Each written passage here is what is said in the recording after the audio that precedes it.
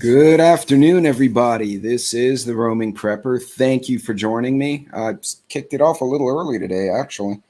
And there goes my dog on the Ring camera doing zoomies. How fun. The dogs are all psycho today because the storms have ended and they've been cooped up for 3 days. So to those of you who are here, thank you. I've got a few things we're going to talk about today.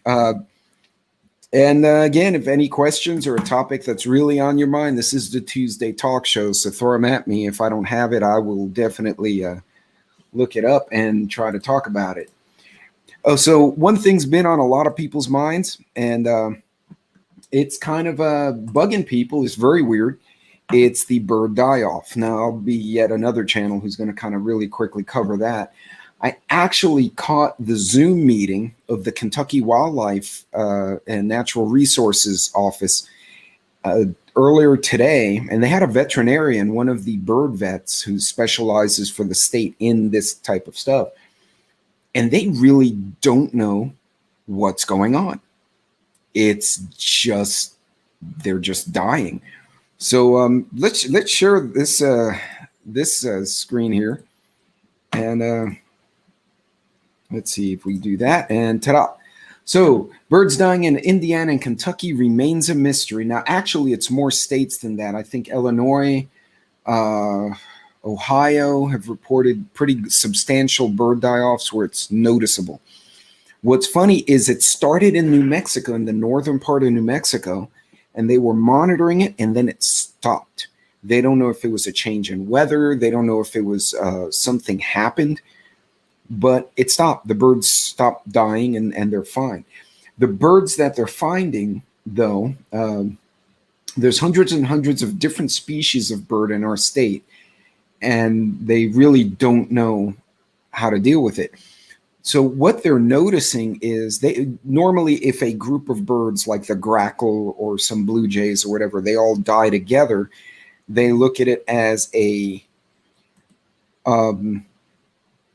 oh yeah, it's the critter, that group of birds went somewhere collectively and they died.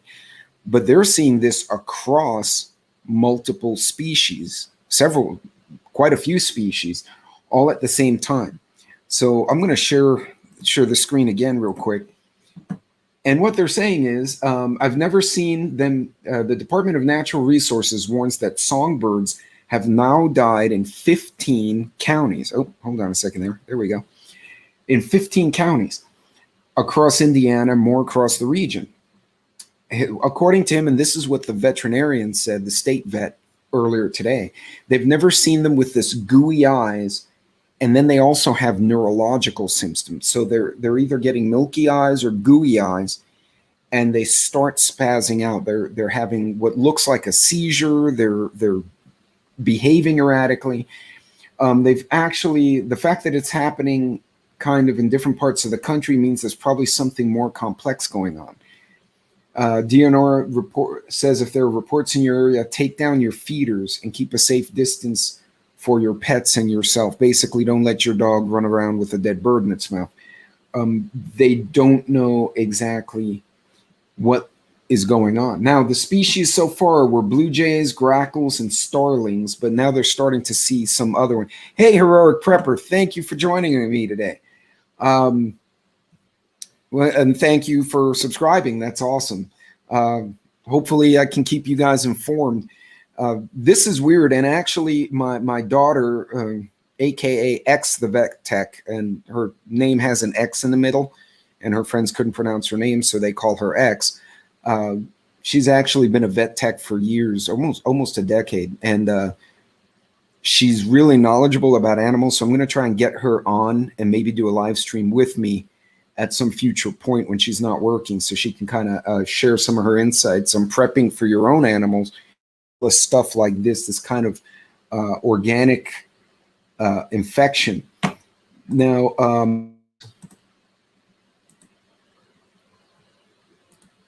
So NBC News also reports scientists don't know why hundreds of birds are getting sick across the U.S. They're really at a loss. And again, it's hitting grackles. It's hitting, what did I just say? Grackles, starlings, and a few of the more prolific birds. But the problem is it's now jumping species of bird or subspecies. So they're also seeing, now cardinals and blue jays starting to get affected. Again, the symptoms, NBC reporting from another state in the Midwest, they don't specify which, crusty, puffy eyes, neurological seizures, and inability to stay balanced. They just sit still, often kind of shaking. So that's concerning because we all know about the bird flu. So, hypothetically, could this be something that would jump to another species? So bring in your bird feeders, sick and dying songbirds found in more, and this is Indianapolis. So a lot of Indiana, Kentucky, fish are washing up on shore. Okay, I grew up on that part of the world. So are they dying on the Jersey Shore or on Long Island, like on the South Shore, or is it just everywhere? I'm curious, Heroic Prepper, if you have info on that. That's interesting. But yeah, there's a lot of die-offs. Now, there's some speculation that the big agri companies, the agricultural conglomerates, Jersey Shore, okay, that's a bummer, man, because that part of the Jersey Shore, if I'm thinking about it, is really pretty. It's south of Newark, if I recall. And that's weird. That's really weird. And that's concerning, too, because that and here's a concern some people have brought up. We're already having prices of food going up. If this can jump species and infect chickens or ducks or one of our domestic staples, what's that going to do to our food chain or supply chain? So this is some very interesting stuff. Okay. Yeah, and Heroic, it's one of those things there's not much we can do personally, but we can kind of keep an eye on it and take whatever precautions we can. Now, I will tell you, if you find dead critters that have just keeled over in your yard or in the street, I wouldn't handle them. Get some work gloves or get a shovel and a trash bag and just throw them in and out they go. I wouldn't mess with them if you don't have to, because that more than likely will probably be nasty, but we don't know what the status of this disease is. Very interesting that it's happening like that. It's concerning that that we're seeing this across multiple states that quickly. So again, we just had the Rona, and who knows, maybe it's just some other evolutionary thing going on. So anyway, for those of you, what you can do, and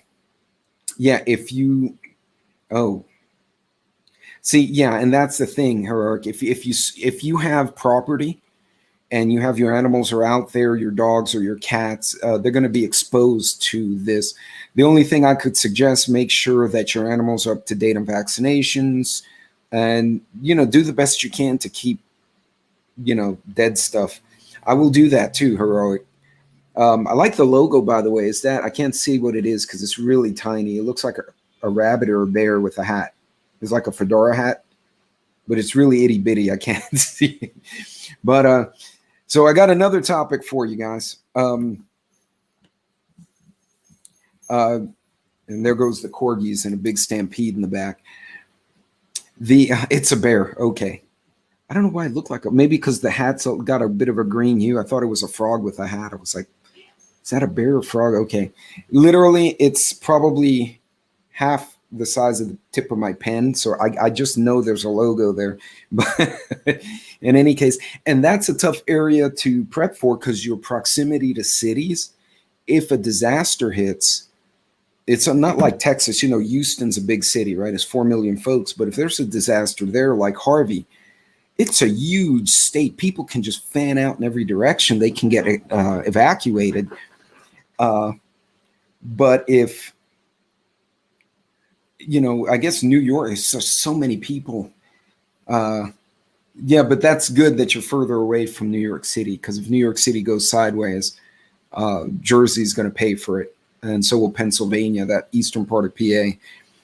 But hopefully we never have to see that, and it's all hypothetical stuff we talk about. But I got the next topic for you guys. Hold on a second here. Here we go. So President Biden had ordered airstrikes on Syrian militias. I guess these pro-government militia, when I'm assuming these are supported by Iran. And it was unclear whether this was done to make them go away. So, yeah.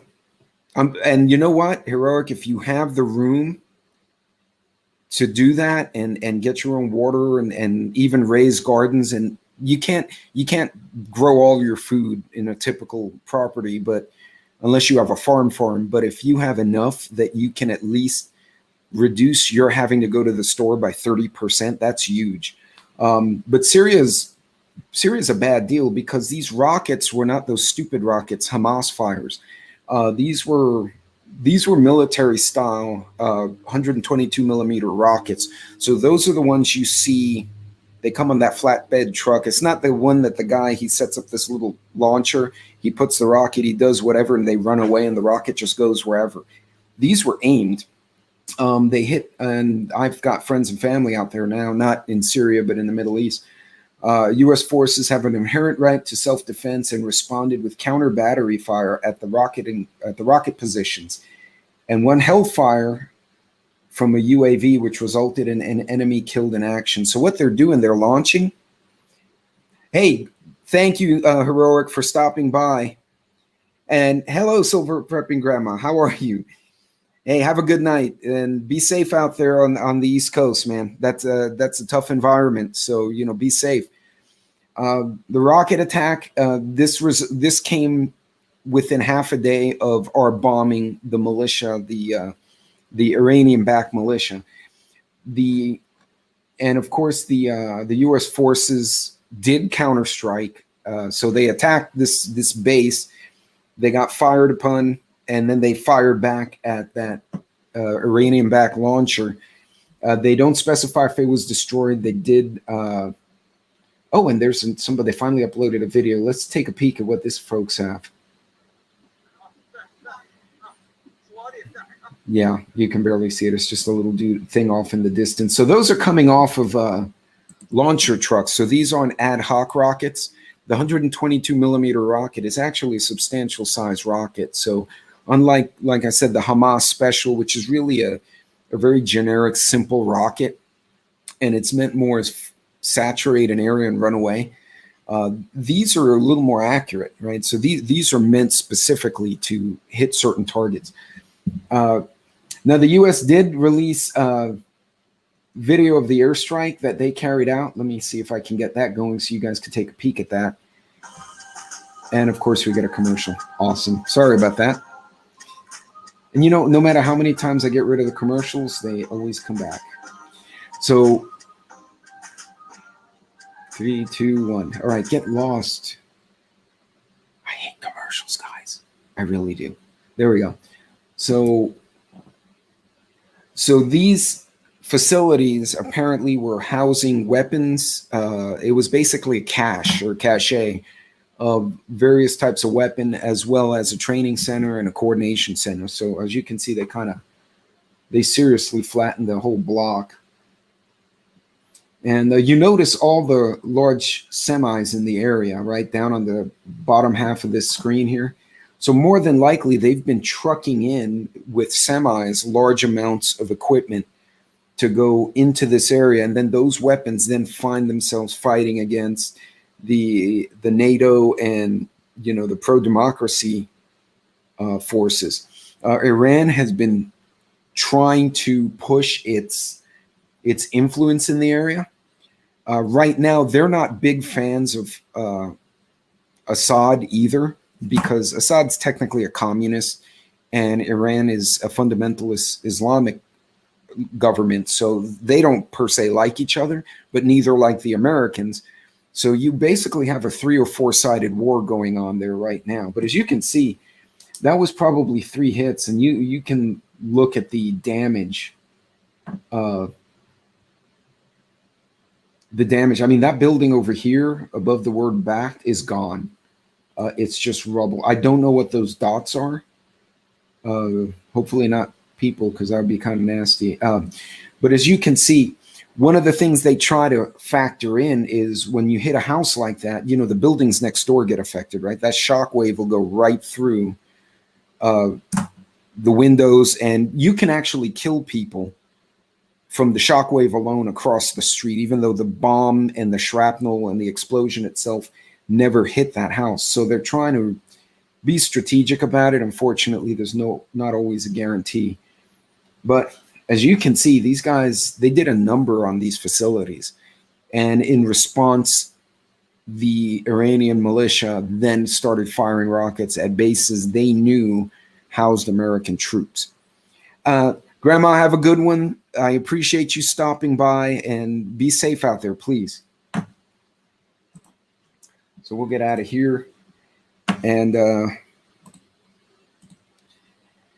but be safe on the road if you're out there, because there's really funky weather everywhere too. So, but as you guys can see, that's escalating. Now, what does this do for us?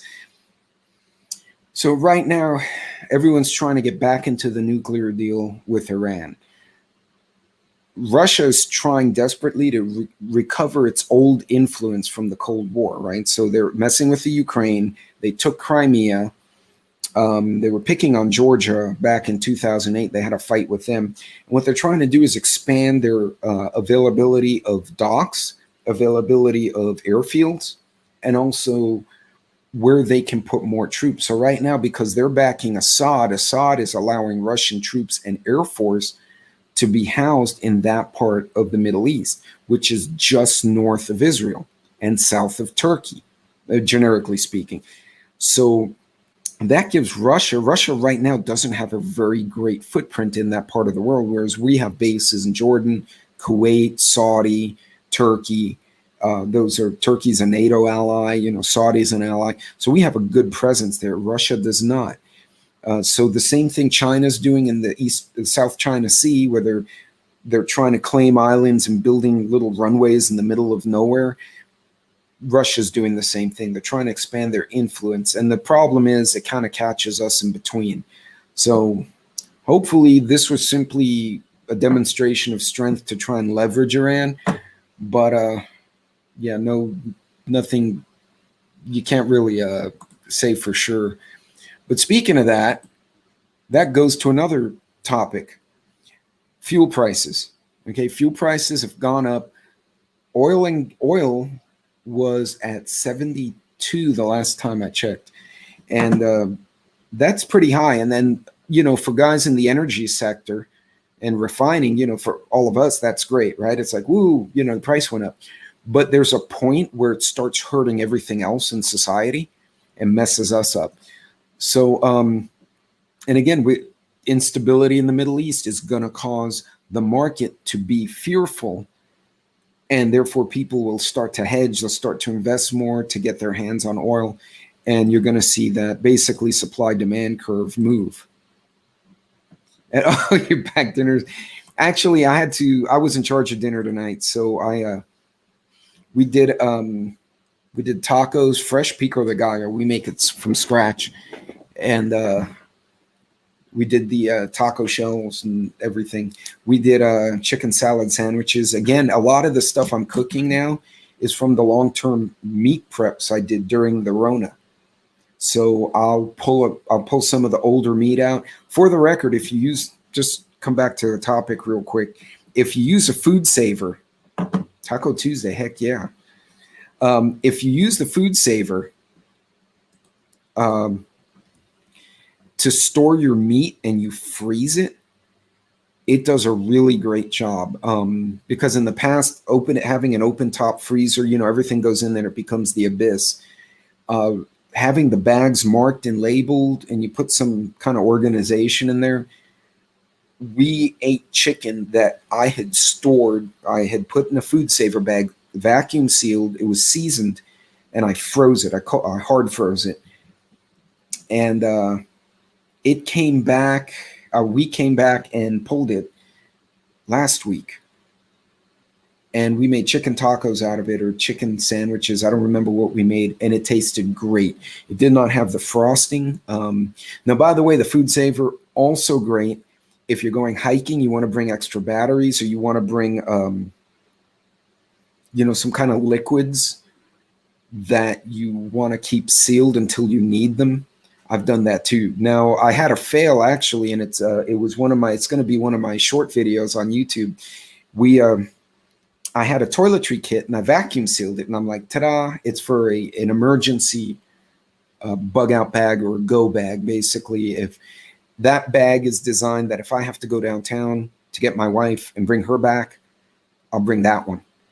And I went to go through it to make sure everything, the batteries worked. And when I vacuum sealed it, I didn't realize that the toothpaste was under like pressure, and it detonated inside the bag, but it kept all the toothpaste in the bag. So the toiletries were funky. I had to throw some out, but it kind of kept it contained. So if you like to go out in the woods and you might get rained on, that's a great way to preserve, your radio or your batteries, keep some stuff from getting exposed to the elements.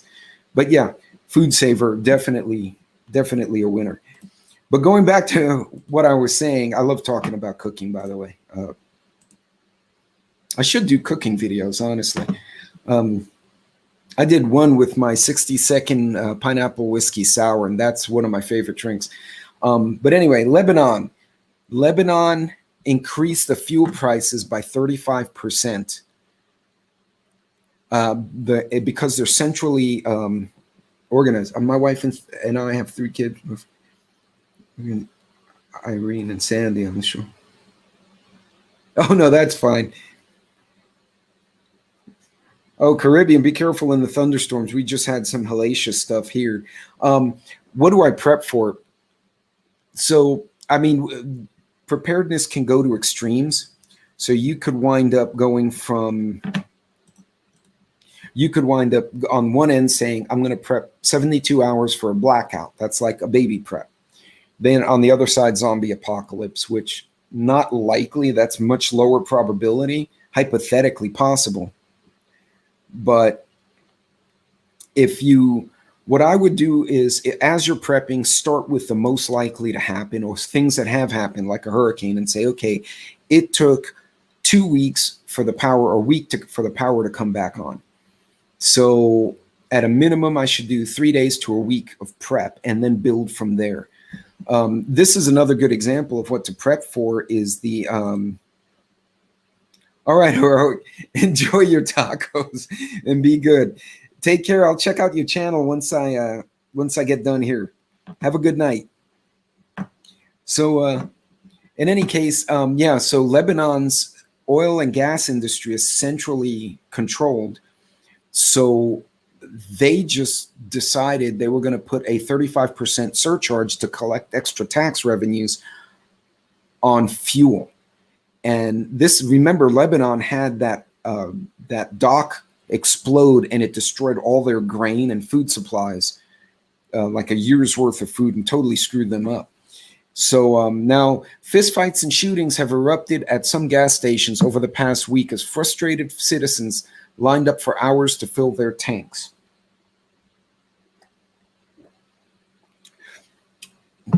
Lebanon is going through unprecedented economic and financial collapse, coupled with month-long political deadlock.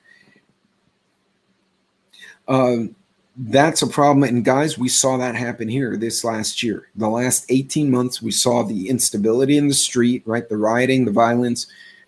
Government got deadlocked. They weren't getting things done. And, we've seen inflation. We're seeing it now. So yeah, I mean, people are getting shot and stabbed for gas. Okay, it can get to that point. Electricity cuts out for much of the day, and people have turned off private generators for several hours to ration fuel. So no, the big cat, it's been going downhill for a while. You're absolutely right. It's been struggling, and this is just bad. And with oil prices in general going up because of instability in general in that neck of the woods. And then some of the countries, their reaction is to increase the tariffs or surcharges. It's just diesel increased 38% in that country. So that's going to be really difficult for those folks to contend with. They're already struggling. And, the economy of the world got hit by the Rona. So this is just bad for these folks. And I have friends from that part of the world. I need to reach out to them if I can get a hold of them. Then here domestically, gas prices hit 7-year highs. Stations run low on fuel ahead of 4th of July. So gas stations across the country are facing fuel shortages, driving prices to a 7-year high. Now, when the drilling was restricted in federal lands, a lot of the energy companies said, okay, well, we can still do it, but it's a pain in the ass. It's too much paperwork. So we're going to move our rigs to the public sector lands and private lands, and we'll do that, or state lands, and we'll leave the Fed lands alone. So I'd like to think the move from the Fed to move all the drilling rigs and whatnot into the other areas of the U.S. market has already occurred. Sorry, there's a weird guy walking up and down my street. My office faces the front of the house, so I can watch the street while our office at home. So I'm my own neighborhood watch out here. Nationwide average price of gallon of regular unleaded gas hit $3.09. That's a little bit less here in Texas, but 89% of U.S. gas stations are selling regular unleaded for $2.75. That is a stark increase over last July 4th, which really is not a fair comparison because the economy came to a screeching halt, which was $2.25. So people are seeing the pain at the pump. If you're trying to be prepared for stuff, especially if you have a generator, and if you have the means to store it, I'd store the fuel now. And remember, if you store large quantities for very long periods of time, you need to put fuel stabilizer in it, or it decomposes, because it is an organic material, or it's an organic extract. So, you don't want the fuel to go bad when you actually need it. This was in Los Angeles. $5.95 for regular. Holy cow. I think I'd stop driving. That's crazy. I didn't see that picture before. That's why I'm reacting like that. And there's no sign of that cooling off, with AAA saying prices at the pump will likely continue to rise through the summer. Yep, there it is. Prices at some stations in LA were hovering near $6. Now, what's odd is LA, the California coast, has some refineries there. So they're not completely, like you look at Montana. Montana's far away from most refineries. LA is not, but it could just be demand. It's a big city, a lot of vehicles. So, and there's a good graph comparison from AAA. And actually, we can just skip to the AAA. So I love this page. I hadn't looked at AAA in forever, and I found this the other day, and it absolutely made me happy. So you can see where your fuel situation is on that chart. It is gasprices.aaa.com. So for those of you, actually, I'll cut and paste it so you guys don't have to go fishing for it. I keep forgetting I'm on a Mac, and I hit the wrong thing to cut and paste, and then I changed my screens. There we go. So as you can see, obviously the state's a little closer to the coast, closer to the refining, or not seeing the pain as much, but out on the West Coast, a little bit up on the Northeast. But yeah, that's going to affect food. It's going to affect crops. I mean, the tractors run on diesel. It's going to affect airfare. It's going to affect the energy in your home, because if it's natural gas burning power plants, that's going to kind of factor into that as well. So again, the West Coast is seeing some really harsh pricing. East Coast, mainly around the metropolitan area, the tri-state area of New York, which makes sense because it's a boatload of people in that area. It's not quite as harsh in flyover country. I really don't understand why New Mexico is showing, New Mexico is showing blank. Yeah, I'm not sure why Colorado is showing so red. So in any case, I'm not sure why that is. Yeah.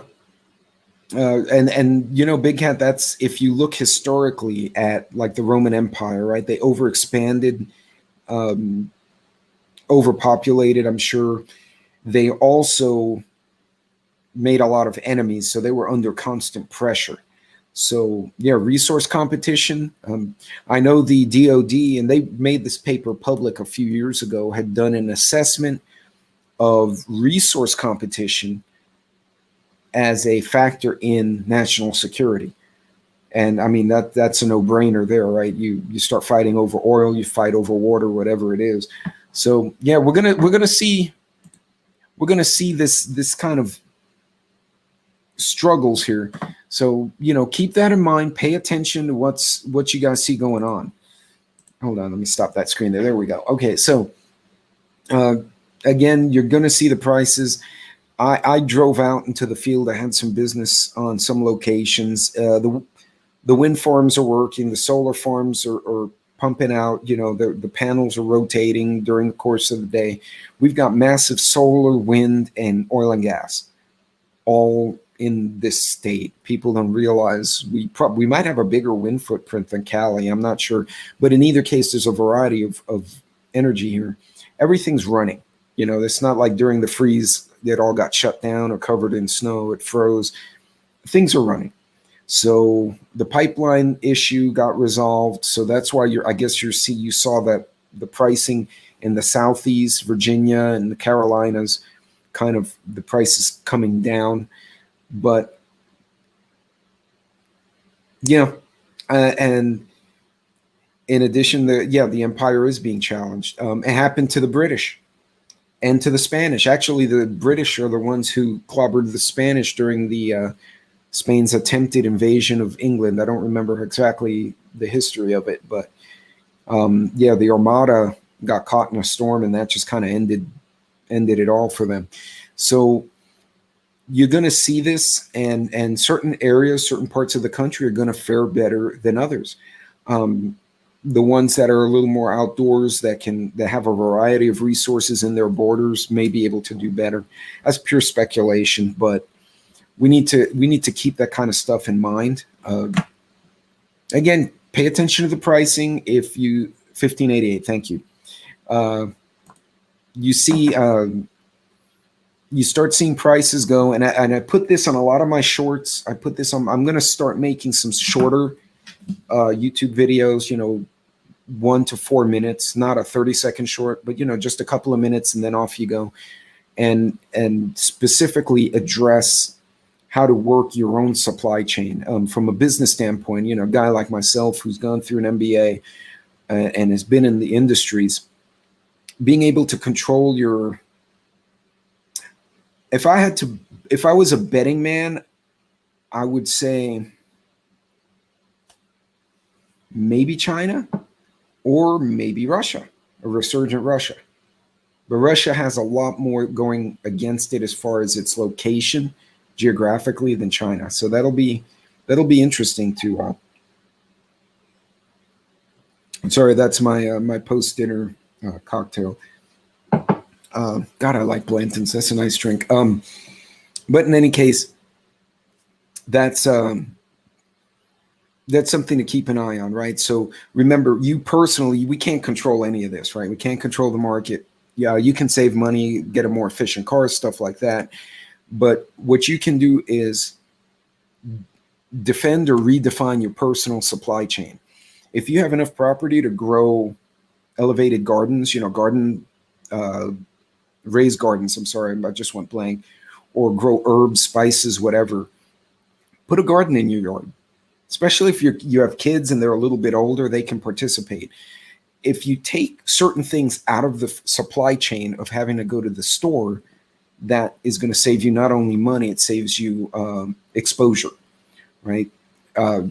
You look at, for instance, here in Texas, HEB likes to, it's a big chain in Texas. They source everything regionally. I think they get 85% of their product from the adjacent states and Mexico, right? So their supply chain is super short. Their prices are great. But I've gone one step further. I've been going to all the farmers market with the wife. and we'll go and visit the local farmers at their booth. We get their card, we place orders.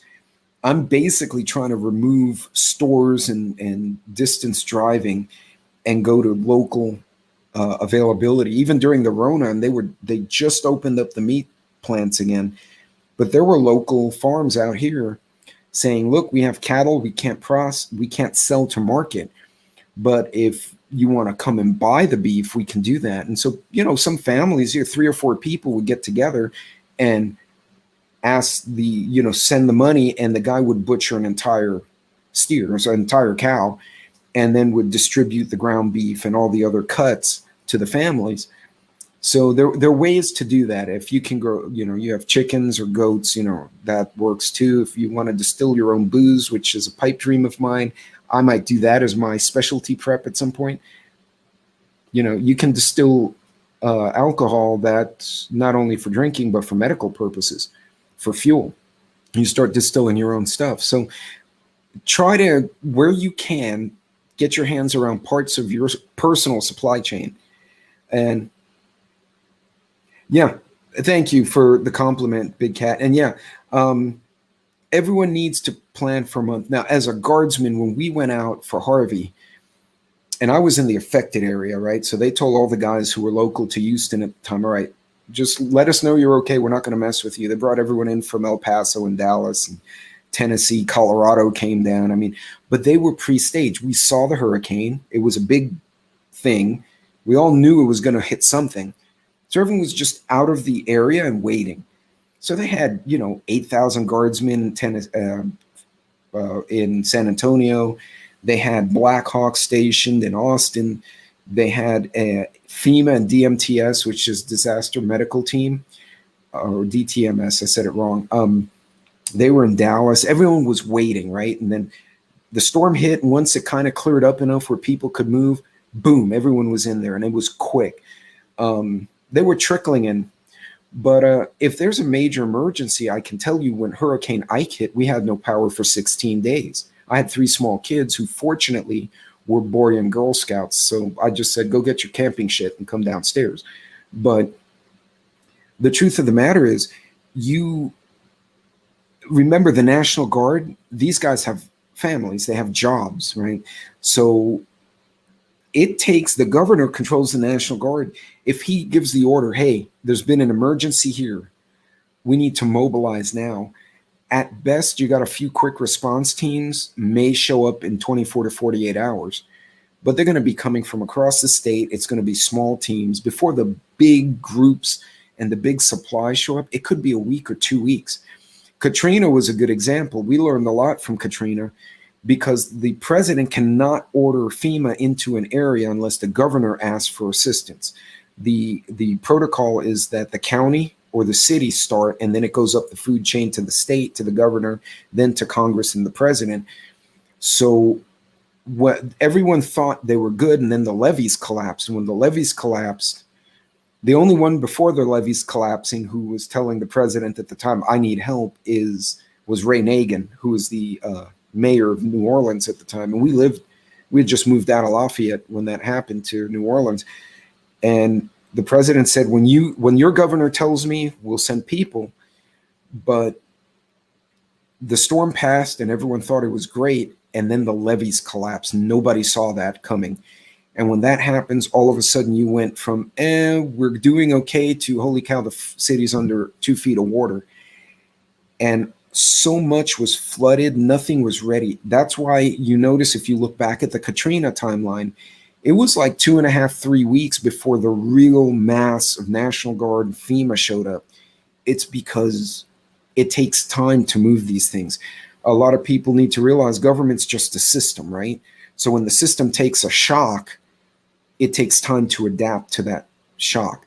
We did learn a lot. I mean, the integrated command system, the FEMA ICS, which all the Guard, Red Cross, even firefighters and police officers have to be familiar with it, was redone, almost like the way the old civil defense used to be. It was completely revamped in order to facilitate those movements. So yeah, you do need to be prepared for at least a couple of weeks.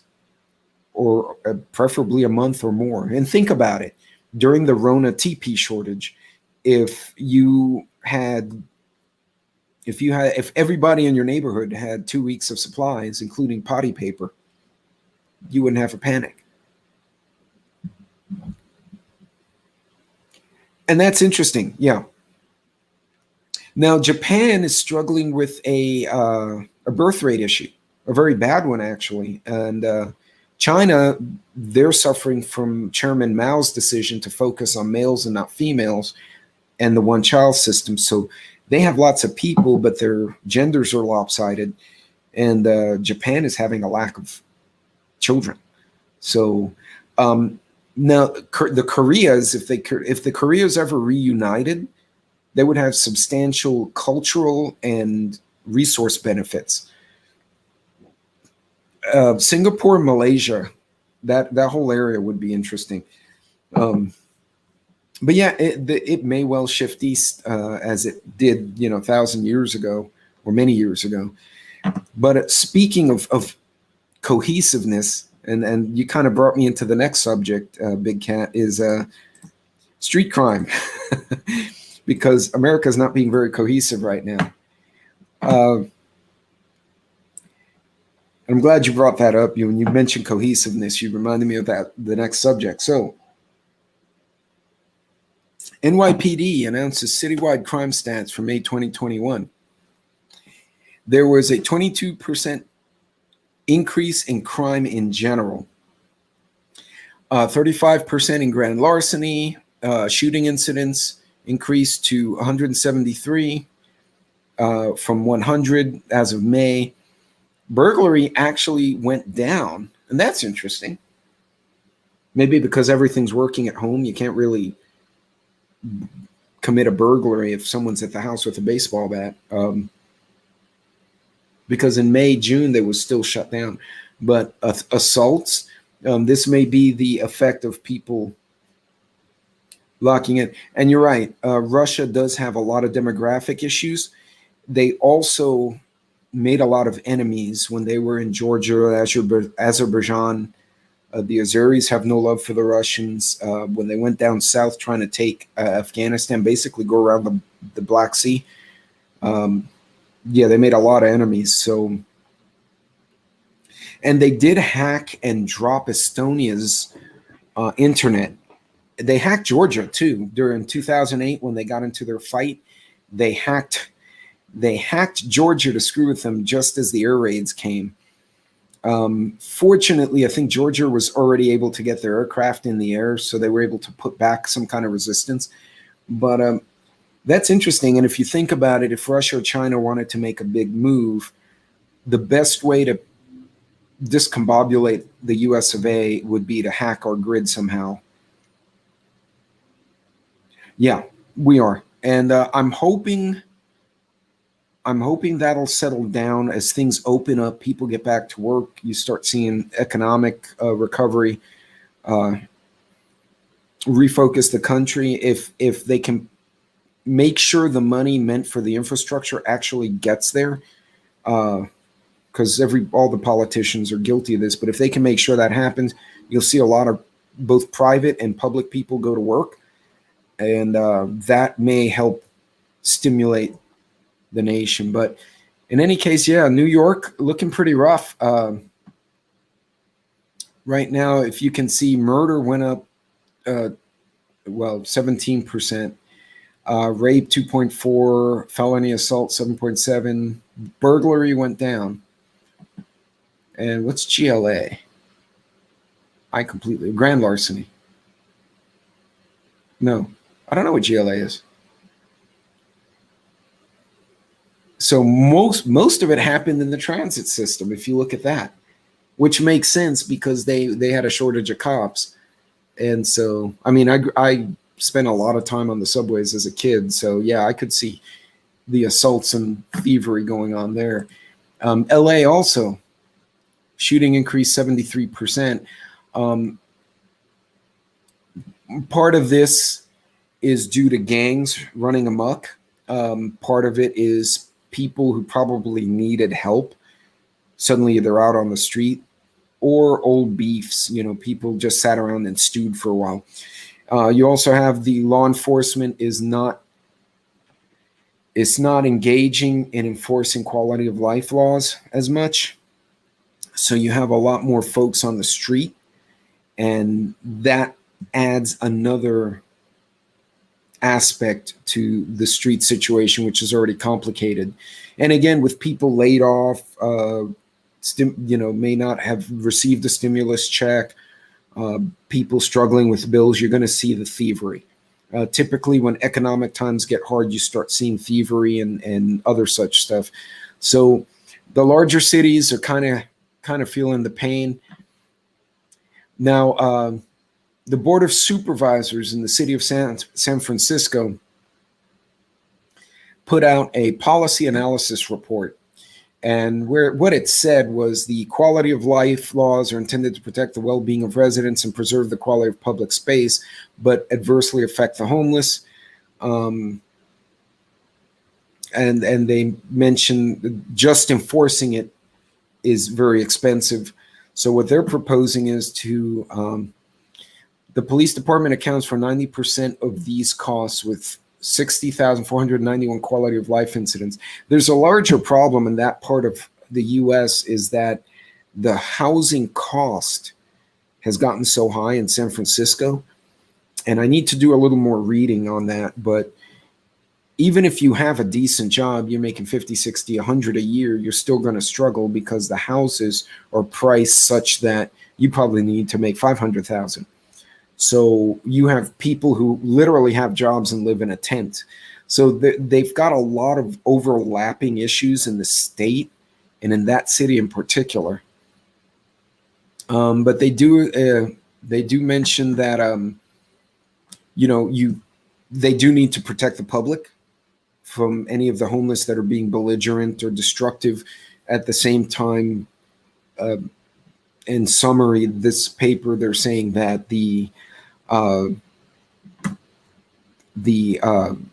part of the solution would be to make sure that these people get assistance of some type, legitimate assistance, as opposed to simply, arresting them and then you send them back out on the street. You've accomplished nothing. And if you chase them from A to B, you just gave some other neighborhood the problem. There has to be a multifaceted approach to this. Defunding the police won't work, but not funding homeless shelters won't work either. So they've got their hands full on the West Coast, without a doubt. But folks, look, there's a lot of things going on internationally. Thus far, the domestic stuff, other than supply chain issues and cost of living, seem to have settled down a bit. I do encourage you to constantly, and this is something, if you've ever worked in a company that has the Kaizen principle, there's always a continuous cycle of improvement, right? So try to find ways to improve the way you spend on groceries. If you live in an older home, go ahead and change all your bulbs to CFLs or LEDs. When you buy in bulk. If the bulk packages are a bit too much for you, either in cost or in quantity, get someone else to jump in with you. Everyone uses rice and pasta, and, get your cousin, a neighbor, a friend, and say, hey, look, I'm going to buy a bulk of rice. I don't need that much. You want to split it with me and you take half. More than likely, you'll find someone who'll be like, yep, I'll do it. And you can do that. Also, keep in mind, if you have kids, I would get some powdered milk, powdered formula, stuff with a good shelf life. You don't need to buy the Mountain House type stuff for everything. There's beans. Well, yeah, because you got to put the beans with the rice and then some chicken, and then you have a perfect meal. You early in the video we were talking about recipes. So yeah, well, I have to do a cooking video. Someone's actually asked me to do that. They've seen some of my Instagram posts where I'm cooking, and they're like, you should set up the camera in the kitchen and cook something, and we'll all watch you cook it. So that might be something I do in the future. Everything I made today, with the exception of the eggs, which were fresh, came from midterm preps. The bacon was frozen almost 6 months ago. I heated that up. The lunch was chicken salad. We got some of the greens were fresh, but the chicken and the condiments had been stored actually for months. So, and then today when we did tacos, I forgot to defrost the beef, so I cheated and got, just a thing of beef and I cooked that. But uh, normally I'll pull a pack of ground beef or a frozen bag of ground beef out, let it thaw, and kind of cook that. So almost everything I cooked today, with a few herbs and spices, was fresh, or rather, it was from my preps.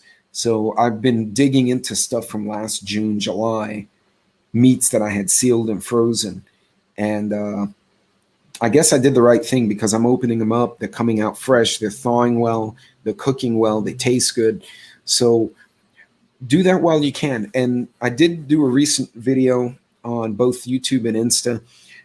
In the middle of the week, I'm noticing a lot of grocery stores are having the sales because they know everyone goes shopping on the weekend for the most part. So go by your grocery store if you can during your lunch break or whatever. I have a job where I drive around a lot. So if I stop at Walmart and walk through real quick for 10 minutes, nobody cares. Nobody knows. They don't care either. But look for those midweek specials. For instance, one of the stores here, if you bought a pack of Polish sausage, or the brats, I'm sorry, not Polish sausages, brats for your hot dog buns, and you bought a pack of hot dogs, and they had them laid out there, you got free buns, free mustard, free chips, free. It was just like a slew of free things. And you don't have to eat it all there, right? You can literally buy that whole meal deal and freeze it and just go, okay, I'm done. Or I have the hot dogs. I'll make the hot dogs with the chips today. I'll freeze the brats and I'll make those 2 weeks from now. So when you see those deals, try and take advantage of them. Right now, H-E-B had the Kraft cheese, the shredded cheese in the little bags.